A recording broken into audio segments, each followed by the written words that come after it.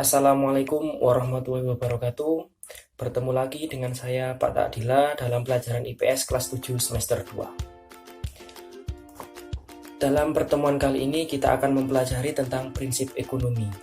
Sebelumnya kalian pastinya sudah belajar tentang apa itu prinsip ekonomi di buku paket kalian. Ada yang tahu prinsip ekonomi itu apa? Kalau belum tahu coba kalian simak di sebelah ini. Prinsip ekonomi merupakan pedoman seseorang dalam melakukan sebuah tindakan ekonomi, yaitu pengorbanan yang kita keluarkan itu sangat minim, tetapi kita mengharapkan keuntungan yang sangat besar. Itulah yang kita sebut dengan prinsip ekonomi.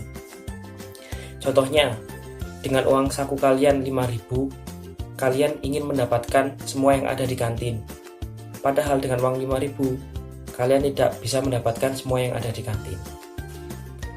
Dalam prinsip ekonomi, kita ada yang namanya kegiatan ekonomi. Kegiatan ekonomi ada 3 tahap. Yang pertama, kegiatan produksi, distribusi, dan konsumsi. Selengkapnya akan kita bahas sekarang. Kegiatan ekonomi yang pertama yaitu produksi. Ada yang tahu produksi apa? Sambil kalian simak di layar sebelah. Pada materi sebelumnya, kalian telah mempelajari tentang kebutuhan manusia. Kebutuhan manusia tidak serta-merta ada. Kebutuhan manusia harus ada yang menyediakan. Untuk memenuhi kebutuhan manusia diperlukan barang dan jasa. Barang dan jasa yang digunakan untuk memenuhi kebutuhan tidak sendirinya ada, tetapi harus melalui proses produksi. Dari skema itu dapat kalian simpulkan produksi itu apa. Kalau menurut pengertian ekonomi, kegiatan produksi adalah kegiatan memproduksi, membuat atau menambah nilai barang atau jasa yang ada. Produksi mencakup 2 hal, yaitu menciptakan atau menghasilkan barang dan jasa, dan yang kedua menambah guna barang atau jasa. Berikutnya, tujuan kenapa kok produksi itu ada. Yang pertama, untuk memenuhi kebutuhan umat manusia. Manusia membutuhkan produsen untuk dapat menciptakan barang atau jasa yang akan dibutuhkan. Yang kedua yaitu memperoleh keuntungan. Dari sudut pandang produsen sangat ingin menambah keuntungannya. Yang ketiga, mempermudah manusia dalam mencapai kemakmuran. Yaitu beberapa produsen bergerak di bidang teknologi, baik teknologi informasi, kesehatan, dan transportasi. Selain bertujuan mencari keuntungan, produsen juga berusaha keras untuk menciptakan produk yang memudahkan kehidupan manusia. Misalkan produk telepon genggam. Mulai dulu kalian hanya mengenal telepon, kalian sebutnya telepon kecil itu, yang sekarang sudah muncul Android. Itu kan mempermudah manusia dalam mencapai kemakmuran. Poin berikutnya, jenis-jenis kegiatan ekonomi. Jenis-jenis kegiatan ekonomi yaitu yang pertama, produksi berdasarkan jenis barang yang diproduksi. Ada 2. Yang pertama, produksi barang merupakan bagian kegiatan produksi yang hasil akhirnya berupa barang. Yang kedua, produksi jasa merupakan kegiatan produksi yang hasil akhirnya berupa hasil jasa. Untuk yang berikutnya, produksi berdasarkan jenis lapangan produksi. Yang pertama, produksi ekstraktif merupakan kegiatan produksi dengan cara mengambil kekayaan alam secara langsung, misalkan pertambangan batu bara. Yang kedua, produksi industri merupakan kegiatan industri dengan mengubah barang mentah menjadi barang jadi atau siap pakai. Misalkan industri kosmetik yang mengubah beberapa bahan alam menjadi produk kecantikan siap pakai. Yang ketiga, produk agraris, yaitu kegiatan produksi di bidang pertanian. Misalkan produksi beras yang ditempuh dengan cara penanaman padi.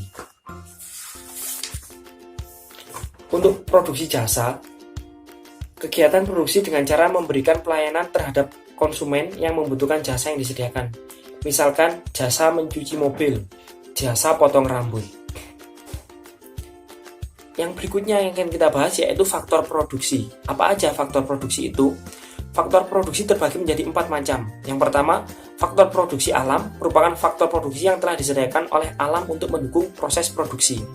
Apa aja itu? Yaitu barang tambang, air, udara, dan sinar matahari. Faktor produksi yang berikutnya yaitu tenaga kerja.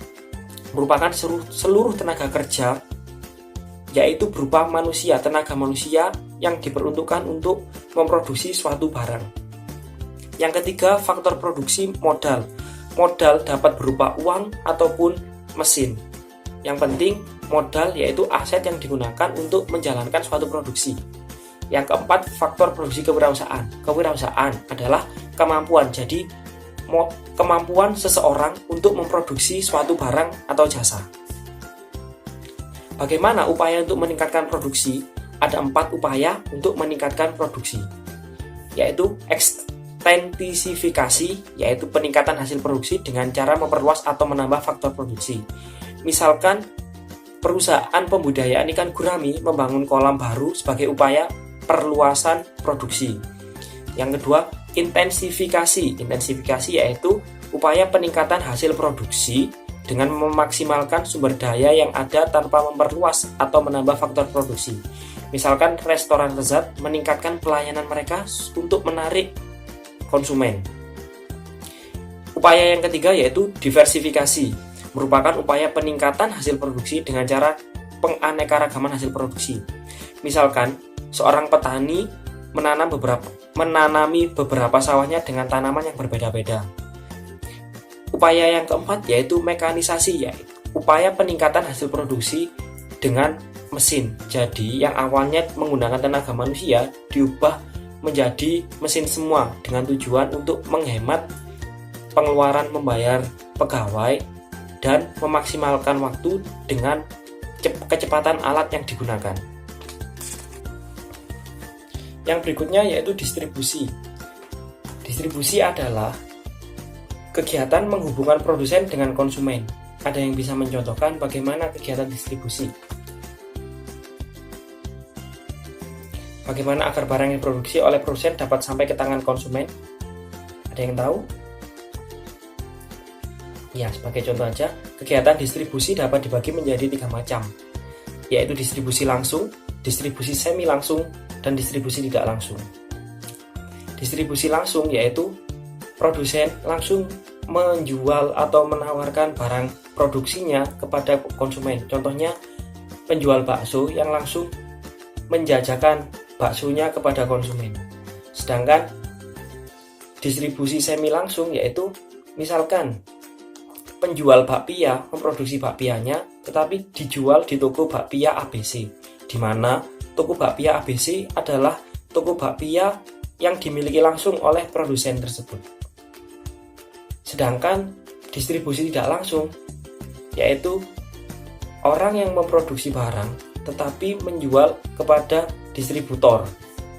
Sedangkan distributor itu tidak ada hubungannya dengan produsen, sehingga proses tersebut dinamakan dengan distribusi tidak langsung. Orang yang menawarkan barang produksi kepada konsumen disebut dengan distributor. Apa sih tujuan distribusi? Yang pertama, mempermudahkan penyaluran barang hasil produksi kepada konsumen. Yang kedua, menyebarluaskan produk sehingga dapat meningkatkan produktivitas. Yang ketiga, mempercepat dan mempermudah sampainya barang hasil produksi kepada konsumen.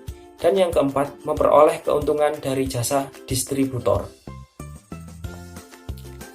Pelaku distribusi. Ada banyak pelaku distribusi atau nama dari distributor di sekitar kita. Yang pertama, pedagang. Pedagang merupakan orang atau badan yang membeli barang dari produsen, kemudian dijual kepada konsumen. Yang kedua, agen.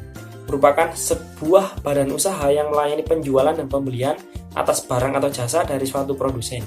Agen biasanya menjual barang atau jasa secara partai atau dalam banyak atau kuantitas yang banyak. Yang berikutnya yaitu makelar, merupakan seseorang atau badan yang memperantarai proses jual beli dengan menggunakan nama orang lain. Misalkan makelar tanah menjualkan tanah atas nama pemilik tanah. Sedangkan komisioner yaitu hampir sama dengan makelar. Cuma komisioner ini memakai namanya sendiri dalam proses jual beli. Keuntungan komisioner dapat kita sebut dengan komisi. Yang berikutnya yaitu eksportir. Eksportir adalah orang atau badan usaha yang menjual barang produksi dalam negeri dijual ke luar negeri. Sebaliknya, kalau ada eksportir, pasti ada importir. Importir yaitu badan usaha yang menjual barang dari luar negeri dijual ke dalam negeri.